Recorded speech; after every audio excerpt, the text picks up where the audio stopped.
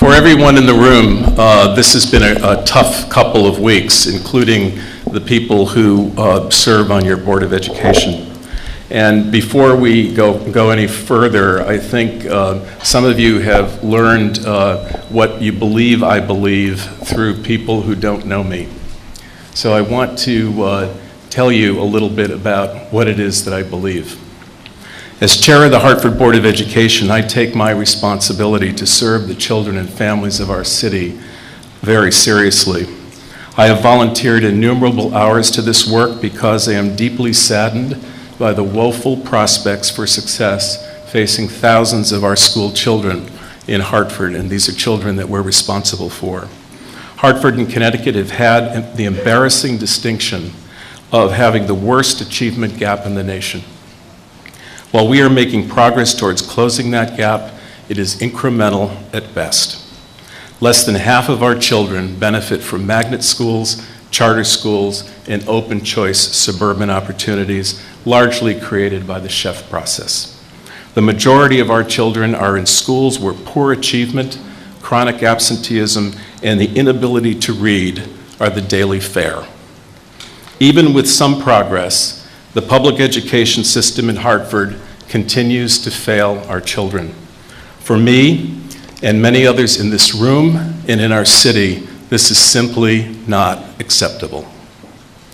Over the past 30 years, maybe longer, public education in Hartford and the state of Connecticut has failed hundreds of thousands of our city's children, mostly minority children.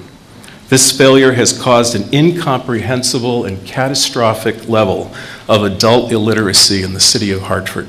Some estimate it to be nearly as high as 70%, leaving generations of our fellow citizens poorly prepared for the jobs of the 21st century that would allow them to support their families with a good income.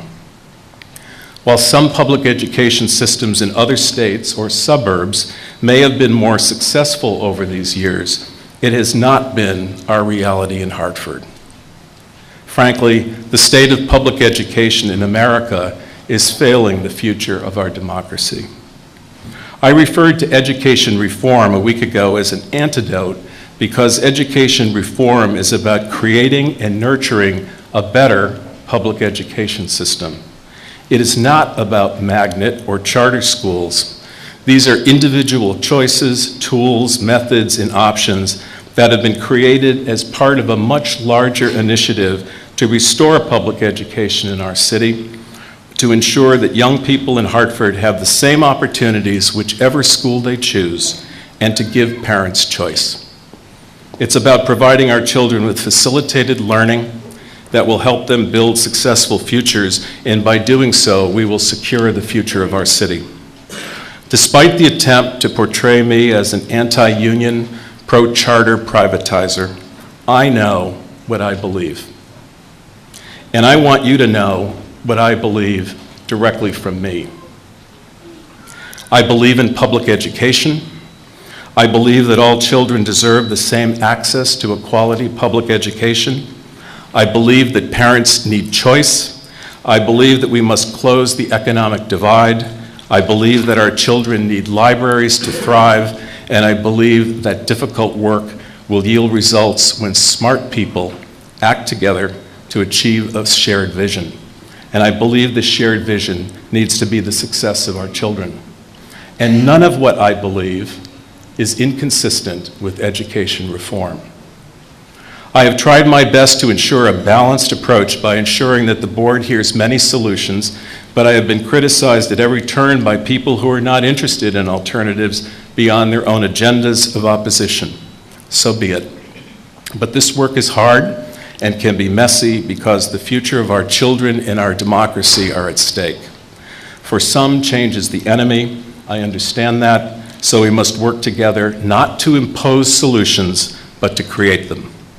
I grew up here in Hartford. My daughter is a public education teacher, and I support public education. As the public library leader, I see the effects, however, of a failed system every day of the week. So my work is driven by a commitment to my city, our children, their parents, our teachers, and to a robust public education system. But we will not make that happen if we continue to work in opposition to one another, twisting the truth, and frightening our community of parents who rely on us. As the flurry of the organized opposition subsides, as it will, I encourage our parents to stay focused to help us create schools that will give our children a solid foundation. While we need parents who are concerned not only about the schools their children attend, but all the schools in Hartford, we also need all of Hartford's residents, and indeed the region's residents, to come together to make improving the public school system in Hartford a priority. We need a community of engaged parents, not dozens of them, but hundreds and thousands of them. That's how we will make a difference together. One last point. The district has learned another hard lesson at the expense of your children, that imposing solutions without engaging the community is simply wrong and will not work.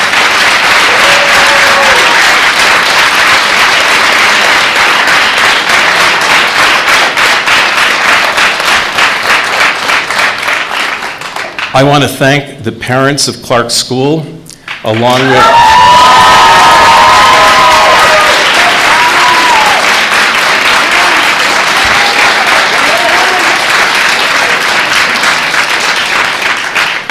I'm going to say that again so you can clap some more. I want to thank the parents of Clark School,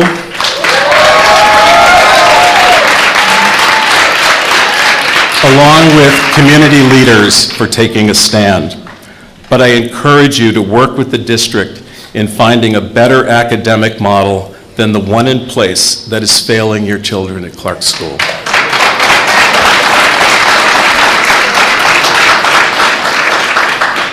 Let me close with a sort of an annotated quote from Benjamin Franklin. There are three sorts of people in the world: those who are immovable, people who don't get it, they don't want to get it, and they're not going to do anything about it. There are people who are movable, people who see the need for change and are prepared to listen to it. And there are people who move, people who make things happen. And if we can engage our community more effectively, we will have an army of movers, and that's what we need. Thank you very much.